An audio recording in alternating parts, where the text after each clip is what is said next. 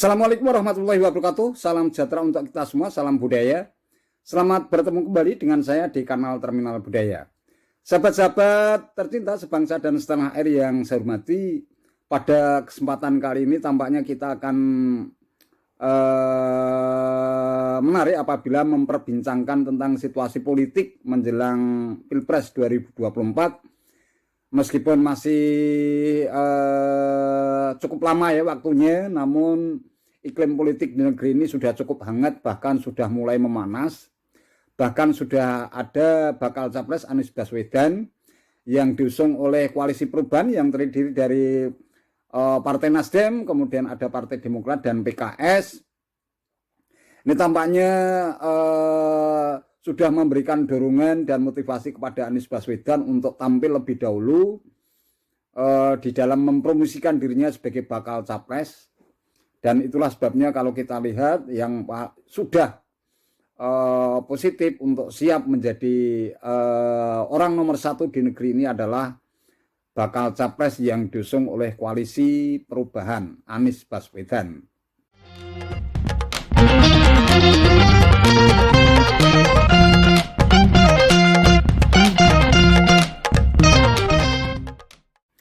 Meskipun demikian, tampaknya Anies Baswedan juga mempunyai hitung-hitungan politik tersendiri, terutama di dalam menentukan pasangan bakal cawapres yang bakal dijadikan sebagai tandem di dalam menghadapi kontestasi politik tahun 2024. Dalam situasi seperti itu tampaknya Anies Baswedan merasa tersandra ya. Mengapa bisa dikatakan demikian? Ya memang tidak mudah untuk menentukan figur bakal cawapres yang bakal mendampinginya. Karena tentu saja ada hitungan-hitungan politik tersendiri plus minusnya. Kalau misalnya di sini yang menjadi ganjalan serius itu adalah bakal calon wakil presiden yang diusung oleh Partai Nasdem yang pertama kali mengusung dirinya, yaitu sosok seorang perempuan ya, yang sekarang menjabat sebagai Gubernur Jawa Timur, yaitu Khofifah Indar Parawansa.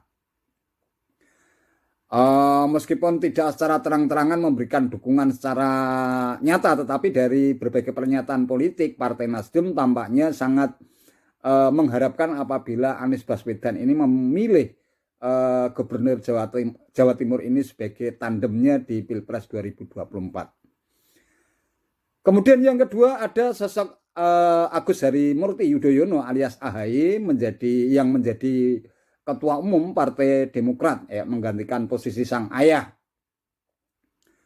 yang tampaknya juga sangat digadang-gadang untuk bisa menjadi tandem atau menjadi pasangan bakal calon wakil presiden bagi Anies Baswedan. Dan dari Demokrat sendiri seperti disampaikan oleh Andi Arief ya, salah satu kader Demokrat yang cukup militan, ini menyatakan bahwa sangat bodoh apabila memilih bakal calon wakil presiden untuk Anies Baswedan apabila ya, ini digarisbawahi, apabila itu berasal dari luar partai koalisi. Itu artinya kalau menurut hitung-hitungan politik dari Partai Nasdem itu Khofifah Indar Parawansa ini tidak masuk sebagai atau tidak memenuhi syarat untuk diangkat menjadi bakal cawapres Anies Baswedan. Lalu yang ketiga ada PKS juga mempunyai jagoan sebenarnya, yaitu Ahmad Heriawan yang digadang-gadang juga bisa diangkat atau dipilih oleh Anies Baswedan yang sudah diserai wewenang sepenuhnya untuk memilih bakal calon wakil presiden yang cocok untuk dirinya.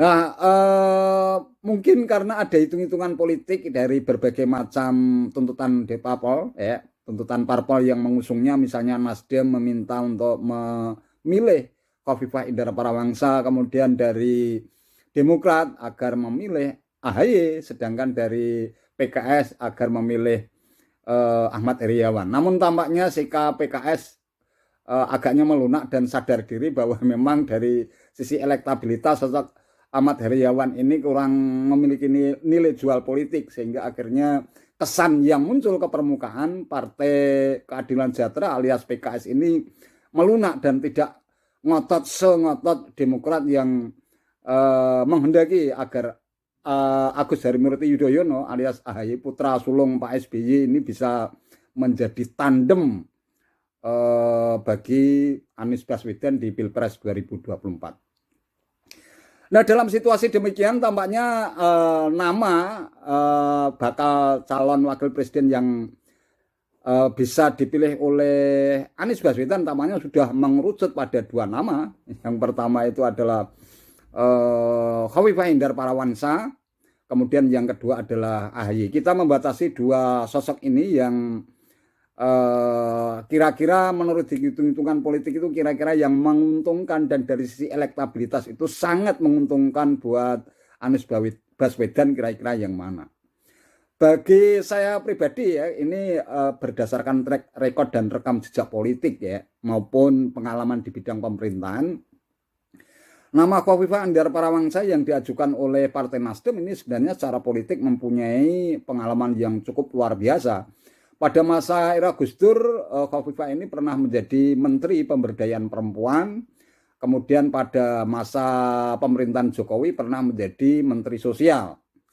Kemudian ketika mengikuti kontestasi politik di Pilkada Jawa Timur, akhirnya dia berhasil memenangkan kontestasi politik di Pilkada Jawa Timur. Sampai sekarang masih menjabat. Nah, tampaknya dari sisi pemerintahan, kemudian juga dari pengalaman politik ya, selama dia aktif di Partai Kebangkitan Bangsa, itu tidak bisa diragukan lagi dari sisi pengalaman politik dan juga dari aspek pemerintahan, itu Khofifah Indar Parawansa memiliki nilai lebih.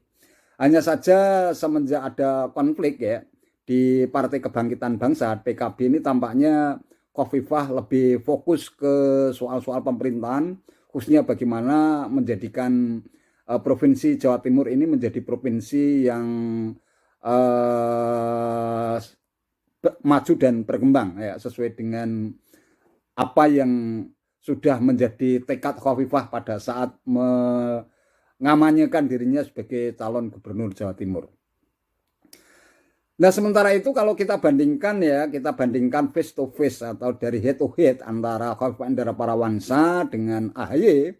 AHY ini dari sisi politik sebenarnya juga ini katanya juga belum punya banyak pengalaman politik, bahkan dia bisa menjadi ketua umum Partai Demokrat itu karena mendapatkan warisan dari sang ayah ya, SBY. Sehingga dari sisi politik sebenarnya AHY sama sekali belum memiliki rekam jejak yang bisa diperhitungkan memiliki nilai lebih ya. Bahkan ketika dia harus pensiun dini dari statusnya sebagai anggota TNI, dia akhirnya mengundurkan diri ya, dan hanya sampai pada pangkat mayor kalau tidak salah ya. Akhirnya ikut kontestasi Pilkada 2017 di DKI Jakarta, tetapi akhirnya dia harus mengakui kekalahannya. Nah, sejak saat itu akhirnya AHY mulai fokus di dunia politik. Sejak dia diangkat menjadi ketua Kogasma di Partai Demokrat, akhirnya didaulat untuk menjadi ketua umum Partai Demokrat. Kalau tidak salah ya hanya sebatas itu, dia juga belum pernah menjadi anggota DPR ya, belum pernah menjadi wakil rakyat.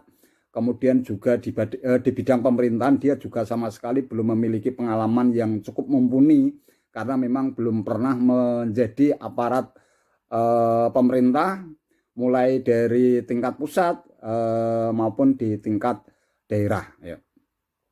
Jadi kalau dari hitung-hitungan politik dari sisi elektabilitas sebenarnya nama Khofifah Indar Parawansa ini memiliki nilai jual politik yang cukup tinggi, apalagi dia juga memiliki basis di kalangan Nahdliyin ya. Nama Khofifah Indar Parawansa di kalangan Nahdliyin ini sudah cukup dikenal sehingga apabila Anies Baswedan itu memilih Khofifah Indar Parawansa bisa jadi peluangnya untuk bisa mendapatkan suara ini cukup terbuka. Lain halnya apabila Anies ini memilih AHY sebagai bakal cawapres, tentunya dia bisa saja dipilih menjadi cawapresnya. Akan tetapi Anies juga harus berikhtiar semaksimal mungkin bagaimana caranya agar pasangannya itu nanti bisa meroket elektabilitasnya. Sebab kalau dari sisi track recordnya atau rekam jejaknya ini sama sekali AHY belum ada yang layak untuk dibanggakan. Sehingga apabila tidak ada ikhtiar maksimal untuk mendongkrak elektabilitas AHY, tampaknya akan menjadi batu sandungan tersendiri bagi Anies Baswedan untuk bisa memenangkan kontestasi politik di Pilpres 2024. Nah, tentu saja dari hitung-hitungan politik tadi, masalah siapa yang nanti akan menjadi tandem yang pas dan mempunyai chemistry yang tepat buat Anies Baswedan, tentu saja Anies Baswedan sendiri juga partai politik yang berada di koalisi perubahan tentu juga akan mempertimbangkan hal itu.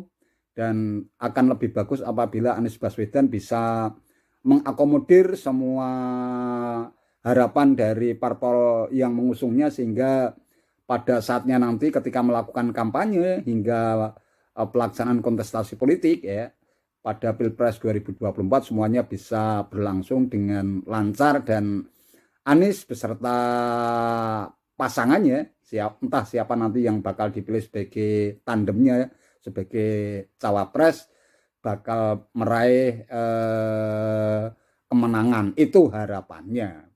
Hanya itu saja yang bisa saya sampaikan. Terima kasih. Wallahul muwaffiq ila aqwamit thoriq. Wassalamualaikum warahmatullahi wabarakatuh.